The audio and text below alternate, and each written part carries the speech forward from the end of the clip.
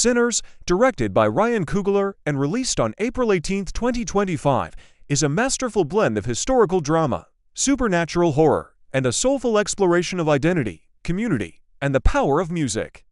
Set in the vibrant yet oppressive Mississippi Delta of 1932, it tells a gripping story through the eyes of twin brothers.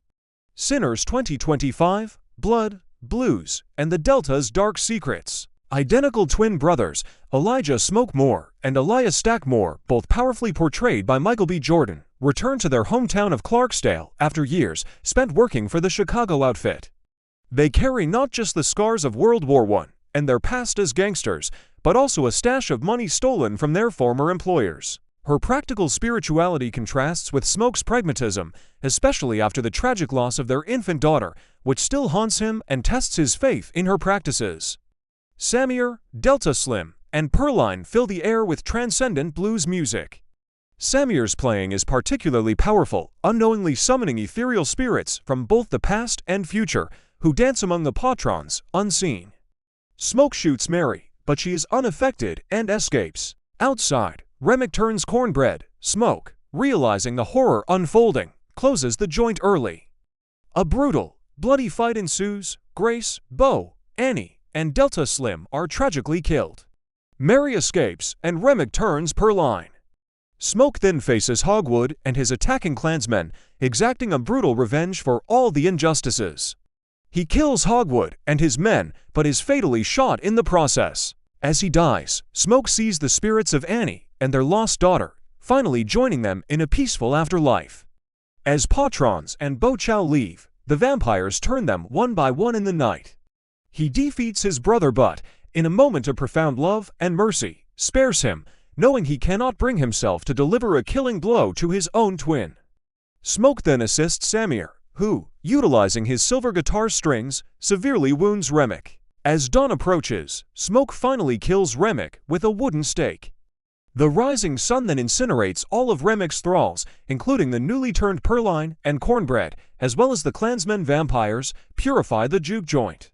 Stack, now a vampire, revives, but is repelled by Annie, who, with her quick thinking and hoodoo knowledge, uses pickled garlic juice to drive him away. Annie, understanding the true nature of their assailants, quickly informs the remaining survivors Smoke, Samir, Grace, Delta Slim, despite his pastor father's pleas to seek salvation and abandon the devil's music. Samir travels to Chicago, fulfilling his destiny and becoming a highly successful blues musician, revered for his transcendent talent. And Perline about how to deter and defeat vampire sunlight, silver, wooden stakes, and the grim truth, killing Remick will not revert his thralls back to humans.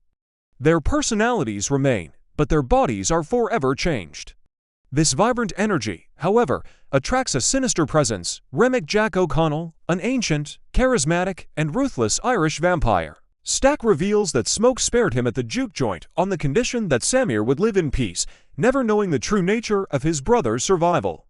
Stack and Mary, forever vampires, offer Samir immortality, a chance to join them. Samir, haunted, but also at peace with his choices, declines. He then performs one last, soulful song for them, a powerful testament to the enduring human spirit and the legacy of the blues. As they leave, Samir alone admits that despite the violence and tragedy of that fateful night, until the darkness arrived, it was the greatest day of his life, a moment of pure, unadulterated freedom and music that he carried with him for a lifetime. Remick, a refugee from Choctaw vampire hunters, has recently turned a married Klansman couple into his thralls, adding a chilling layer of racial terror to the supernatural threat. Grace and Bo Chow Lee Jun Lee and Yao, a local Chinese shopkeeper couple, become their trusted suppliers, providing goods that circumvent the exploitative company script system. The brothers soon realize a critical flaw in their business. Their patron's reliance on company script makes it impossible for the joint to be truly profitable. Reasoning that outside income is necessary, Mary, with a mixture of desperation and pragmatism, meets Remick outside, where she is seduced and tragically turned into a vampire. He reveals his true motive. He wants to use Samir's music, which can summon spirits and bridge dimensions, to reconnect with the lost community and spirits of his own ancestors from Ireland. He also warns them that Hogwood, revealed to be the head of the local clan, plans to attack the juke joint at dawn. Remick then invites them to join him as his thralls, promising immortality and freedom from persecution, an insidious offer of false liberation from a different form of oppression. They defiantly refuse. Cornbread Omar Benson Miller, a genial but formidable field worker, becomes their bouncer. Stack rekindles an old flame with his ex-girlfriend, Mary Haley Steinfeld, a white passing biracial woman who resents Stack for abandoning her for his gangster life, yet is drawn back to him. The legendary pianist Delta Slim Delroy Lindo joins as their star performer, and a captivating singer named Pearline Jamie Lawson becomes Samir's muse and an object of his burgeoning affection. Their dream, to build a sanctuary, a juke joint where the local black community can find respite, music, and joy, free from the harsh realities of Jim Crow-era oppression. The film opens in the heart of the Mississippi Delta, 1932. They buy a sawmill from the openly racist landowner Hogwood, uncredited, but a significant background antagonist. As they begin transforming the space, their cousin, Samir Miles Catton, an aspiring blues guitarist with a hauntingly soulful voice, joins them, despite the fervent warnings of his pastor father, Jedediah, who believes blues music is the devil's work.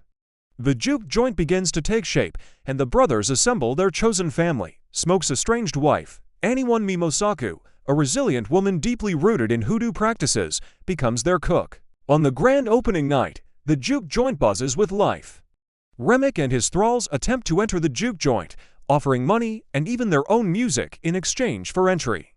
Smoke, instinctively suspicious, refuses them. Returning inside, a transformed Mary seduces and fatally bites Stack, turning him. Smoke and Samir discover the horror. Remick, still unable to enter the juke joint without an invitation, makes a chilling offer: he will leave them in peace if they give him Samir. Enraged by their refusal and the threat to her daughter, Lisa, who is at their home, Grace Chow breaks ranks and, in a moment of desperate defiance, invites the vampires inside. Smoke, wielding a makeshift wooden stake, engages Stack in a heart-wrenching duel. Smoke, knowing his time is short, sends Samir home, urging him to live and play his music. The film then transitions to the future. 60 years later, post-credit scene. An elderly Samir, still performing at his blues club, is visited after a show by an ageless Stack and Mary.